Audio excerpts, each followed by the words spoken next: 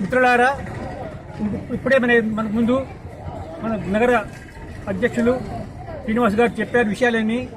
ఇది వేల మందికి ఉపయోగపడే సమస్య. ఇది లక్షల ఆదాయం, వేల మంది ప్రయాణికుల ఇబ్బందులు దీంట్లో ఉన్నాయి.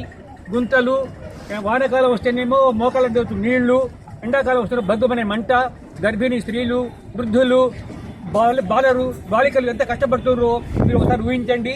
ఈ ఎండలలో వస్తే మిట్ట మధ్యాహ్నం ఎండలో మహిళలు, గర్భిణీ స్త్రీలు ఎంత బాధపడతారో ఆలోచించండి. కూర్చోడానికి షెల్టర్ లేదు, నిల్చుంటామని కూడా స్థలం లేదు. కాబట్టి వెంటనే స్పందించాలి.